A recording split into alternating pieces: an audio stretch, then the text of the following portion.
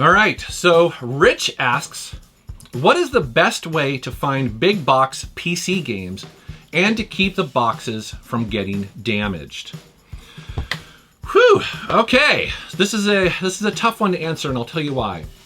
When you say, or when I say big box PC games, you have to understand that is decades worth of games. So that could be anything from the early 80s, pretty much, to the mid 2000s. And that covers a huge range. So first of all, getting PC games, big box PC games, in my mind, what you see back here, it covers a lot of things. So this isn't just MS-DOS games. What it really is, anything that's a personal computer. So for me, I lump in Commodore 64, Amiga, Atari ST, old Macintosh, MS-DOS, the list goes on and on and on. So this is actually a mix of all of that stuff. And so it's important to know that when you mention big box PC games, you're really talking about tens of thousands of games covering decades. And I got to be honest, in my opinion, it's way easier to find console games, console cartridges, than it is to find the big box PC games. That's for a number of reasons. It used to not be the case. Back in the 90s and the early 2000s, these were being stocked in places like half-price books and pawn shops, but over the years, they don't even take them in.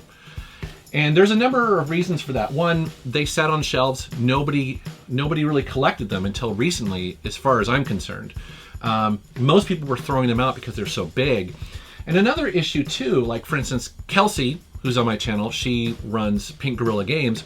She doesn't take them in because they're a pain to support. So if she sells somebody an N64 cartridge and they get it home and it doesn't work, she has a path for getting that cartridge to work. Also, it's really easy for her to replace it if it is actually damaged. I mean, she tests them, but I'm just saying hypothetically, if someone got it home, you clean the cartridge, you do what you gotta do, or you swap it out. With a PC game though, it's very difficult. I mean, if she was to sell an Amiga game or a Commodore game, they just don't even have the systems to test for that. And it can be quite challenging, let alone the medium, the floppy disk medium is so susceptible to damage and magnetic. Like if you put it near a speaker, you could destroy it, right? The other thing that happened too is that in the late 90s and the early 2000s, game companies, in order to combat piracy, started putting one-use codes in there. So these were game codes that you basically it would jump out to their server and unlock the game for your system. And so a lot of those games in the late 90s and 2000s have these codes, but they don't work. Or maybe the server's down or the company's out of business and you literally can't play that game unless you actually try to hack it or get some sort of third-party patch. So it's pretty difficult for them to try to sell them. She doesn't even really try. Sometimes she gets them in and she just calls me. She recently got a lot of Commodore 64 games in there. And she only bought them because she knew that I was interested in getting them into my collection. So she knew she had a buyer, but that's pretty unusual.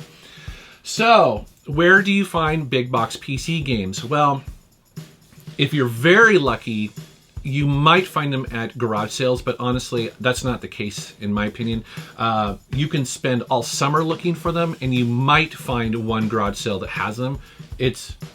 They're getting very hard to find. Most people like me now have to go online, and so they're plentiful actually on eBay. Almost anything you want is really on eBay. The problem, of course, is that it's a worldwide audience, and so the prices can be pretty high. Most of the games I've gotten recently that are of any value have actually come from Facebook groups where people are very active in them. So there's a big box PC group on Facebook that I'm part of. Those people sell off their duplicates, or maybe they're downsizing or whatever, and so that's actually where I found most of them. The other place is conventions.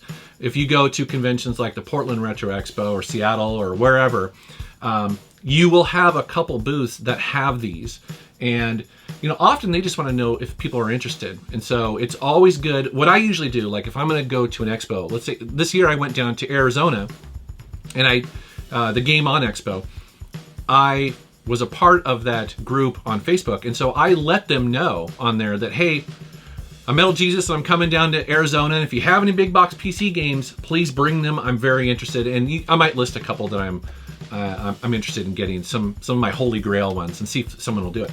I found recently one of my holy grail ones down in Arizona, which is the original version of Portal back in 1986 by Activision.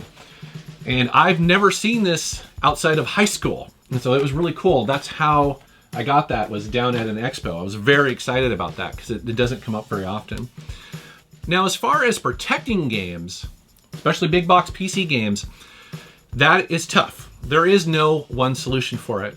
The reason for that is because unlike a console, if you were to release a game, say on the Xbox, the PlayStation, to any Sony, Nintendo, whatever, that console maker has set exactly what the packaging will look like. And so, that's why all of the PlayStation 2 games come in a DVD case, CD cases, whatever. It's not the same on PC. There is nobody who does that, especially back in the 80s and 90s, where it was really up to the company that made the game, and really what their goal was. I guess I can speak for me. When we worked at Sierra, we made our boxes, and so we made them in all shapes and sizes.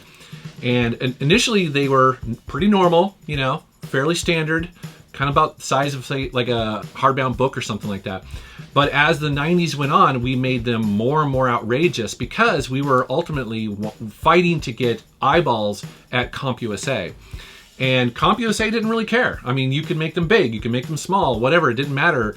It was really part of the whole packaging to get people to get interested in your game. And so you can make it however you want, but it makes it a challenge when you're collecting because, yeah, the sizes are completely all over the place. I mean, Baldur's Gate 2, very big, very wide, but then you have Hard Nova, smaller and thinner, and there's every single variety.